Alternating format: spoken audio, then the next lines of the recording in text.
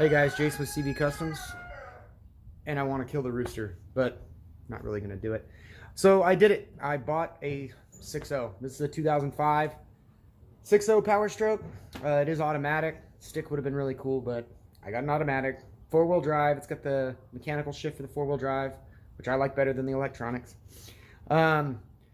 Basically, we're going to see if we can't save this truck, and this first video is specifically on changing the engine. We're gonna swap it out, and once I open the hood and get in there and show you guys what's going on, I'll explain to you why we're changing the engine. Now, I've already got an engine prepped. We did the head studs, we did the tubes and the dummy plug and the blue spring. I mean, I can go over everything we did when we get to that point, but just showing you. Got my helper coming up. You can say hi. Yeah, so let's get the engine out, and I'm going to show you guys today how to get the engine out without actually removing the cab. We will lift it up a little bit, but we'll go over that as we go here. Okay, so before I get going on it, I wanted to show you guys it outside. The way we're starting here. Again, it's an 05 with a 6.0 Powerstroke. It's 4-wheel drive. It's got the mechanical shift on the transfer case. I actually like that. I do like the utility boxes, always have. This one's not exactly my favorite, but it'll do.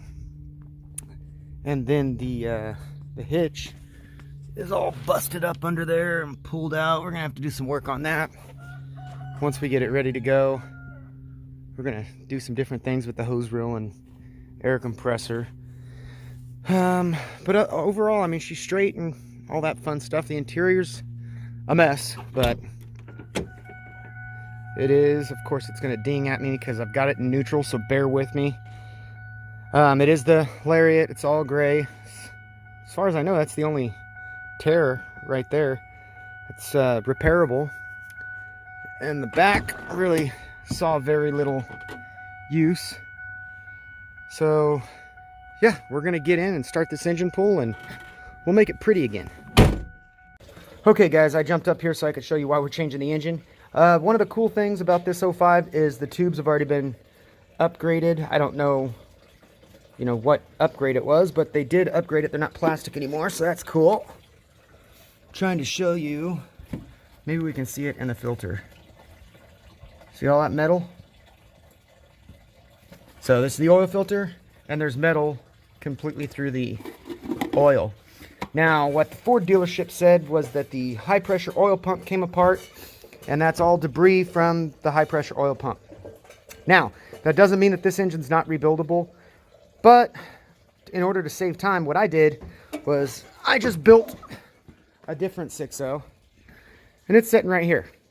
So we're going to run that, but we're going to get that out. So let's go to the next step. You guys know the first thing I always do is pull the hood, because I use the A-frame instead of a cherry picker. So first thing we're gonna do is get the hood off, and then we're going to pull everything off the front end here.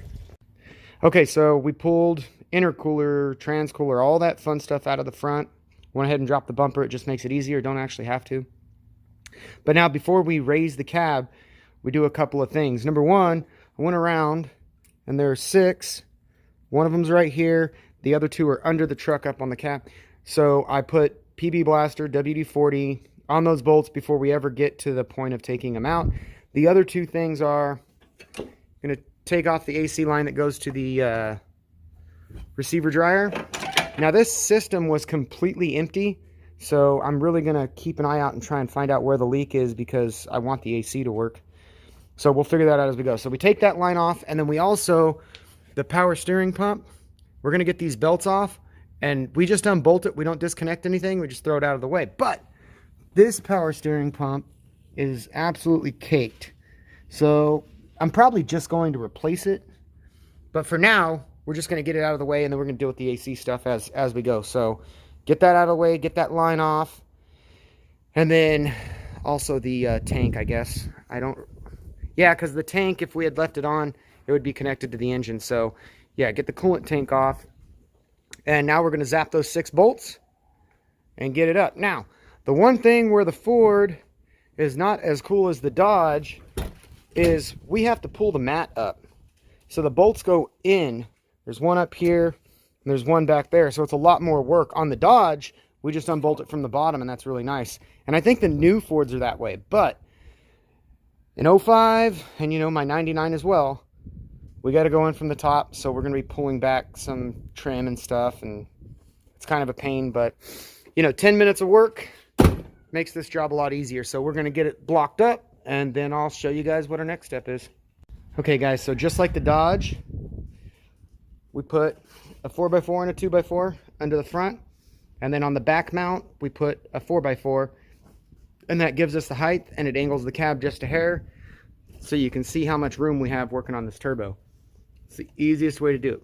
So now we're going to get the turbo out of the way, because we'll pull the engine with the turbo out. So yeah, we're close. Okay guys, so with the cab lifted, then we pulled the turbo, which is very easy to do with the cab set the way we've got it. All we have left are the bell housing bolts, torque converter, and then the starter. And then this setup, it actually had the 2 alternator system. So there's some extra wires we're really going to watch as we come up. We want to make sure we've got everything off. But the main part of the wiring is just to the engine harness. We flip it over, no big deal. And yeah, let's get it up. Okay guys, so she's out. And you'll notice that the transmission's still attached. I had to change plans a little bit because the torque converter nuts started stripping out. So rather than strip them out and really mess things up, we dropped the transfer case, pulled the harness off the transmission and the linkage, and just pulled it all out in one. We didn't have to change anything to make that happen. It was still able to do it, no problem.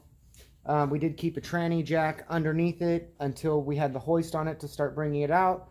But we did that so that now we can pull the oil pan and get those torque converter bolts off, because we'll have a better shot at it. They don't really give you a lot of room, so we're going to go at it the best way. Let me kind of show you what's going on in here. So this thing, whoa, is just a mess. See all that grease and oil? This thing had a massive leak. See the transfer case still sitting there on the ground. So normally I don't move these trucks when I got the engine out and I'm waiting to put it back in. This time I am going to move the truck because I'm going to pressure wash that. I want this thing to go back together a lot cleaner than it is right now. So yeah, we're going to get that out. We're going to go ahead and let this be the end of this video. The next video, we're going to look at this engine on the stand with the engine that we built on the stand. And we're going to go over what we actually did to the new engine and all the upgrades that we're going to do to put a 6.0 in a truck and rely on it. And, you know, there you go. Say hi to the happy helper, Andrew. All right, guys. I'll see you on the next video. Thanks for watching. Thanks for subscribing, and hope you like it. See you on the next one.